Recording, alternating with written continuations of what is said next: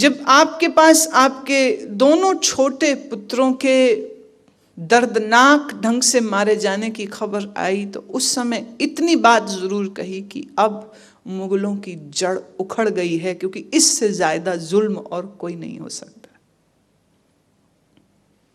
इससे ज्यादा जुल्म नहीं हो सकता है जितना उन्होंने कर दिया है। अब वो ज्यादा दिन नहीं टिक सकेंगे। घूमते हुए गनी खान, एक मुसलमान जो उनके मुरीद थे, जो उनसे प्यार करते थे, उनके घर तक पहुंचे। अब ये दोनों भाई, फिर देखना, एक मुगल, वो भी मुसलमान अपने आप को कहते हैं, ये भी दोनों मुसलमान हैं, पर दोनों में फर्क कितना।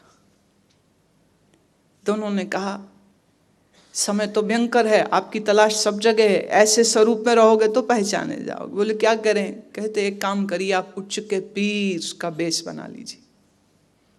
और जीवन में शायद पहली बार गुरु गोविंद सिंह ने अपने सिर से पगड़ी को हटाया, बाल खोल के पीछे कर दिए, काले रंग का चोला पहन लिया, उच्च के पीर मुस्लिम फकीर बन के बैठ गए।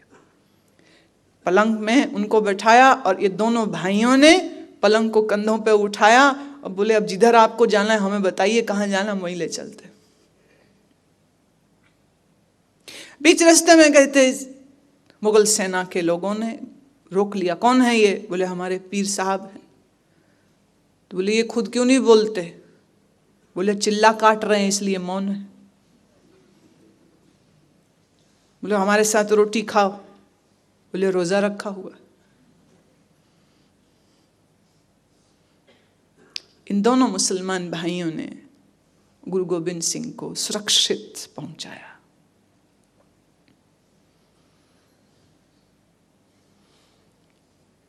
चार बेटे, मां, 5 मौतें अपने ही परिवार में एक ही दिन में, ये सारी खबर वो पाते हैं। 2 बेटों की मौत तो अपने आंखों के सामने देखी है, 3 की खबर बाद में मिलती है।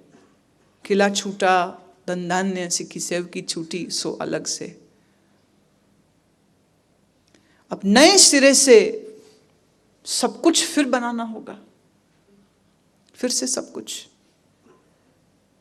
पर हारते थोड़ी, फिर तैयारी से। पर मन में एक बात आई कि औरंगजेब की सेना के साथ जब 2-2 हाथ करने का वक्त रण में मिलेगा तब तो बाद की बात है, लेकिन फिलहाल एक वार तो मुझे करना ही है। और फिर उन्होंने वो वार किया, जफरनामा, खत लिखा, पत्र लिखा औरंगजेब को।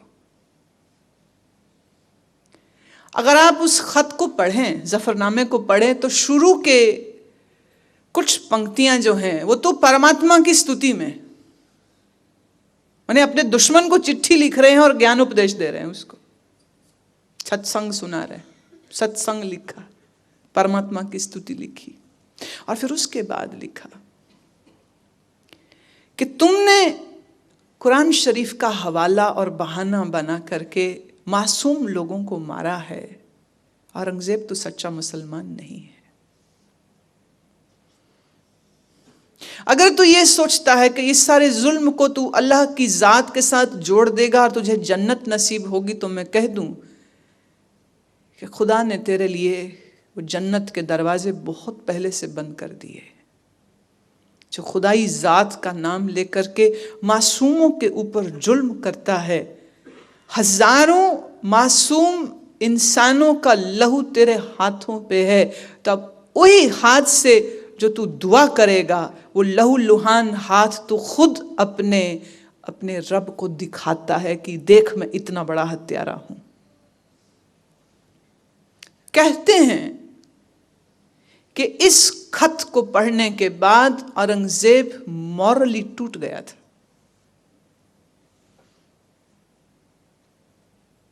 और उसके बाद बीमार हुआ और मर गया। कुछ ही समय बाद मर गया। फिर इस गद्दी पर दिल्ली की सरकार हाथ आती है, घूम घुमा के बहुत सारी लड़ाइयाँ होगी, कई गर्दनें कट गई, कई सर कट गए। बहादुर शाह खुद गुरु गोविंद सिंह महाराज को मिलने के लिए आता है और दोस्ती का हाथ बढ़ाता है, और जो हुआ सो हुआ। अब सब चीज़ों को ख़त्म करना है, ठीक करना है। जो कुछ बीत चुका है उसको हम बदल नहीं सकते। दक्षिण में गुरु गोविंद सिंह ने फिर अपना ठिकाना कर लिया। पर आते आते आते आते बीच में एक, मैं फिर और जिक्र कर देती हूँ, माधोदास बैरागी एक योगी से मुलाकात हुई। माधोदास बैरागी गुरुजी का ऐसा परम भक्त हो गया और गुरुजी ने उसको भी अमृत पान कराया, सिंह सजा दिया। और जब नाम रखा बंदा सिंह, रब का बंदा है तू, नाम रखा उसका बंदा सिंह। और जब बंदा सिंह को सारी कहानी पता चली तो उसका खून खौल उठा और उसने कहा कि मैं छोड़ूंगा नहीं उन सब लोगों को जिन्होंने आपके बेटों को यूं मारा है।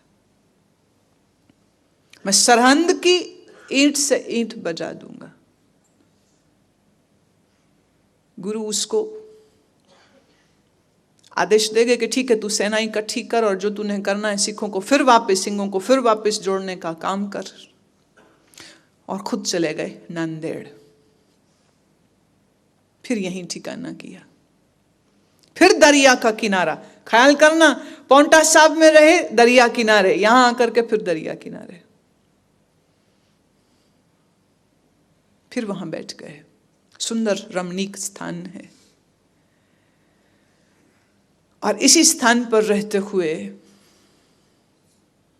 कहते हैं आपके ही सेवा में एक और शख्स था जिसको कई दफे वो मजाक करते थे, उकसाते थे, जाने क्या करते थे। उसको कहते थे, देख मुगल सेना में कितने मुसलमान थे जिनको मैंने मारा है, तू कैसा मुसलमान है। खुद ही उकसा रहे हैं उसको रोज रोज। और एक दिन उसने तैश में आकर के इनके पेट में चाकू मार दिया। 2 बार गहरा वार किया, पेट खुल गया। खैर सिल दिए गए जख्म। कुछ दिन तो आराम किया। एक दिन एक प्रेमी आपके लिए बहुत सुंदर शस्त्र लेकर के आए और कहते हैं अभी शस्त्र आया है तो इसको चेक तो करना होगा। और उसी शस्त्र को चलाते समय टांके फिर से खुल गए, जख्म फिर से खुल गया और फिर वक्त आ गया और आपने ऐलान कर दिया कि अब ये शरीर मेरा नहीं रहेगा, अब समय आ गया है कूच करने का, अब चलने का वक्त आ गया है। 42 साल, 42 ईयर्स, सिर्फ 42 ईयर्स, सिर्फ 42 साल की उम्र इस इंसान की रही है। और इस इंसान ने इस छोटी सी उम्र में बड़े से बड़े कारनामे यूं अंजाम दिए कि गुरु नानक से चली हुई इस सिक्खी सेवकी को एक नई दिशा, एक नया रंग, एक नया रूप। राजनीति के पन्नों में अपना नाम इस तरह लिख गए कि एक ऐसा इंसान जिसने कमजोरों को शेर बना दिया, नीचे जात कहे जाने वाले लोगों को अपने बराबर बैठाया, सिंह कह के सम्मानित किया, अपने बराबरी जगह दी। बाहर देखे तो इतनी उथल पुथल हुई है, पर उसके भीतर झांक के देखें तो उसके भीतर समस्तुल निवास है, तू सब में बसता है, अगंजुल गनीम है, रजायक रहीम है। यह वाणी के सूत्र उसके भीतर गूंजते। कोई शिकवा नहीं, कोई शिकवा नहीं, कोई शिकायत नहीं। इसे हम कह सकते हैं एक ऐसा जीवन जिसमें रोलर कोस्टर ड्राइव जैसी गति है। इतनी जल्दी इतना कुछ, बहुत कुछ कर दिया, बहुत कुछ हो गया, लेकिन उसके भीतर अडोल है वो, कुछ नहीं कांपा, कुछ नहीं हिला, ध्रुव तारे की तरह अडोल।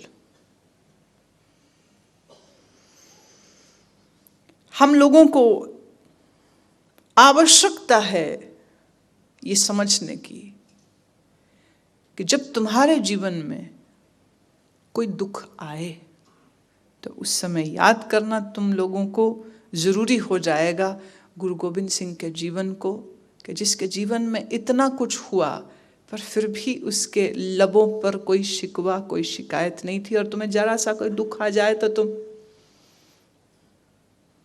कैसे छटपटाते हो।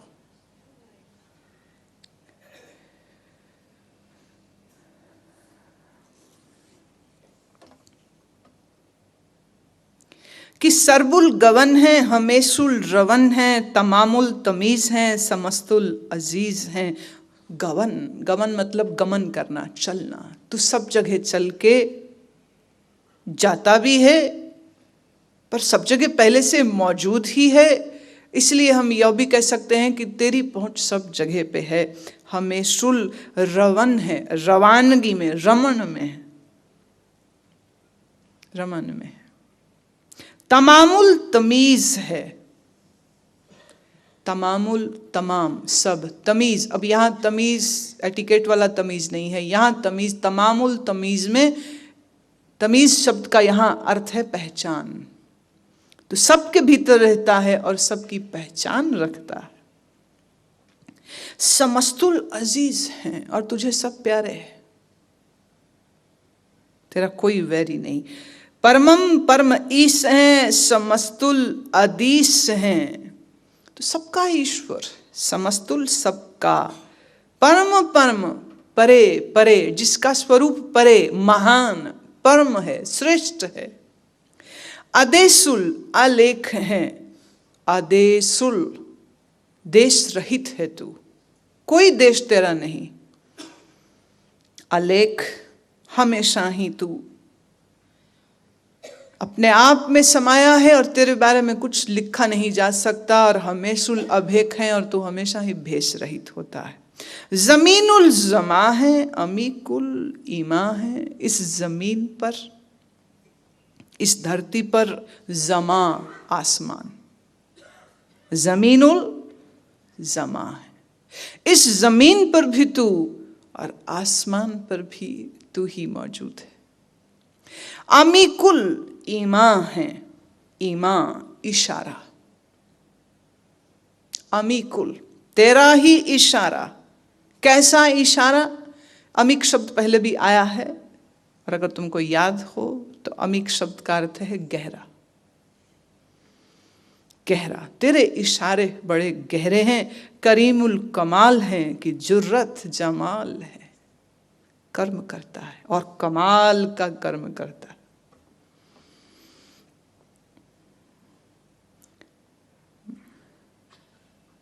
एक बात कहना चाह रही हूँ, जुर्रत जमाल से ये जुड़ी है बात, तो कहती हूँ प्रासंगिक है,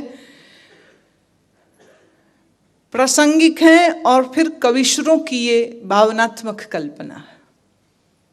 कल्पना ये है कि जब गुरु गोविंद सिंह ने अपने ही इन 5 शिष्यों को सिंह सजाया और फिर उनसे कहा कि अब मुझको भी यह अमृत पान कराओ, तो सिंहों ने पूछा, अब ये हिस्ट्री नहीं है, it's not a historical fact, ये कवियों की भावनात्मक भावनाएं हैं जिससे गुरु की महानता को वो प्रकट करते हैं। और शायरों को लिबर्टी लेने का हक होता है उनको हक। 5 सिंहों ने कहा, गुरु आपने हमको अमृत दिया तब जब हमारा सिर लिया था। आप अमृत मांगते हैं तो अमृत के बदले में आप क्या देते हैं? कवि की कल्पना कहती है कि गुरु ने कहा, तुम सिख थे, शिष्य थे, एक अपना सर दिया और मेरे से अमृत पाया। मैं गुरु हूं, मैं 5 सर दूंगा, मैं 5 सर दूंगा। 4 बेटों के सर दिए, 1 मां का सर दिया, 5 सर दिए। तुमने 1 दिया। गुरु हूं तो मुझे कुछ तो अलग, कुछ तो ज्यादा करना ही पड़ेगा। मैं 5 सर दूंगा, सरबंश दूंगा, सरबंश, सारा वंश दूंगा। और सच भी है, गुरु गोविंद सिंह की बायोलॉजिकल संतान तो कोई बची ही नहीं। 4 बेटे, चारों ही समाप्त हो गए। तो बायोलॉजिकल जेनेटिकल जो हायरार्की है, जो वंश है, वो वंश परंपरा कैसे चले? आपका कथन भी है, इन पुत्रन के शीश पर, इन पुत्रन अपने सब शिष्यों को, अपने सब सिंहों के लिए वो कहते हैं, इन पुत्रन के शीश पर वार दिए सुत 4, 4 मुए तो क्या हुआ, जीवित कई हजार। अगर 4 बेटों के सर कट भी गए, अगर 4 मेरे बेटे मर भी गए, तो क्या मेरे हजारों बेटे जिंदा है। ये बात कहना किस जिगरे से, किस दिल से, किस गहराई से, किस ऊंचाई से निकली है। एक बड़ी खास ऊंचाई है, एक बड़ी खास गहराई है। 4 मुए तो क्या हुआ, जीवित कई हजार, हजारों बेटे मेरे जिंदा है।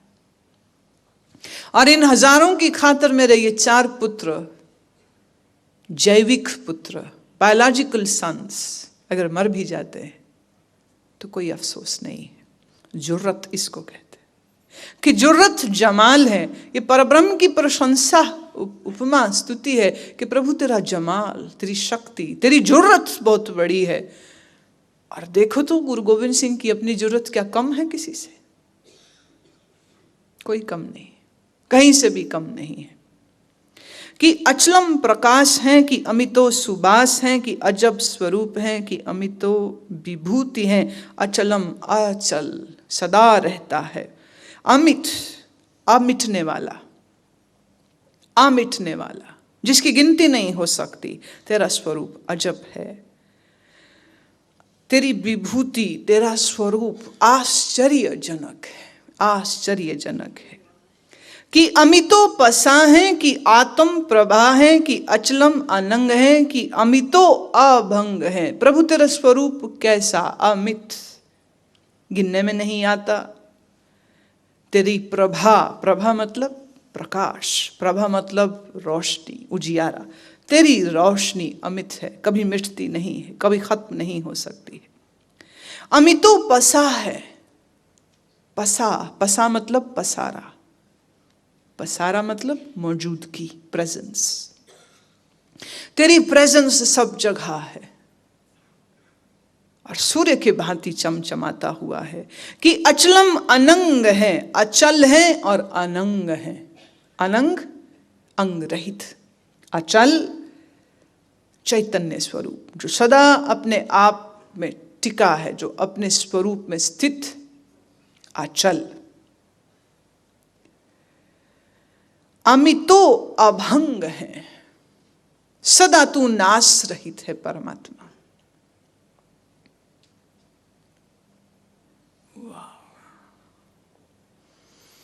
इस चर्चा को फिलहाल अभी यहीं समाप्त करते हैं, बाकी कल हम लेते हैं।